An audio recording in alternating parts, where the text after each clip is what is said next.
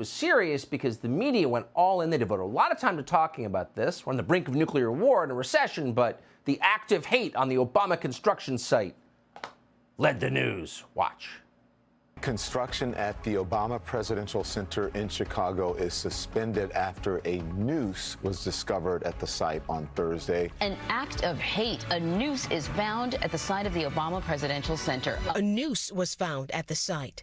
Illinois Governor J.B. Pritzker condemning the hateful act. An ugly racist symbol was found at the future site of the Obama Presidential Center. A noose was discovered at the construction site this morning.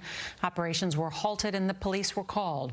A $100,000 reward has been offered for information leading to those responsible for what officials described as this shameless act of cowardice and hate. A lot of huffing and puffing. Have you heard a story like this before? Well, it wasn't that long ago. In the middle of a national crime wave, which it has done very little to solve, the FBI rushed a team of agents to a NASCAR garage after a character called Bubba Wallace suggested that a noose had been left in that garage. Turns out the noose was a garage door pull. Ooh. Here's the interesting thing. Everyone makes mistakes, but mistakes like this never get corrected. Nobody ever apologized for that. Not the media, not the FBI, and certainly not Bubba Wallace. In fact, Bubba Wallace said that only stupid people would doubt his story, even after it was proven to be false. What would you say to those people who are doubting that this even happened or that it's true? Yeah, just like Steve Phelps said, it offends me that people would go to those measures. But again, I'm not shocked. It's simple-minded people like that, the ones that are afraid of change. They use everything in their power to defend what they stand up for, and instead of trying to listen and understand. What? You alleged a crime? Hard to say that's a crime, but whatever, worthy of the attention of the FBI. This is all insane. But you were wrong.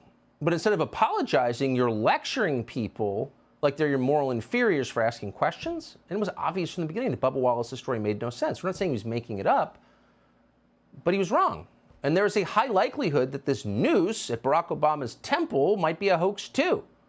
A lot of these stories are. Why do they keep appearing? We'll tell you why. Because accusations of hate crimes and of bias more generally are tools that the people in power use, not the powerless, the powerful, to award themselves greater and totally unearned moral authority over everybody else. And Barack Obama is the perfect example. Oppressed, really? Obama is a half-white guy with an Ivy League degree who served as president of the United States for 2 terms and lives in 2 oceanfront compounds in the richest zip codes in the world. Does that sound like oppression? No, it sounds like privilege. That's fine. But no, they tell you, he's Emmett Till. He's a powerless victim of your racism. So when you make allegations like that, nobody gets to ask the obvious questions like, where'd you get all this money? Like, how are you making a living? How'd you get so rich? What have you been selling in exchange for that money? And by the way, why are you spending $500 million on a presidential library?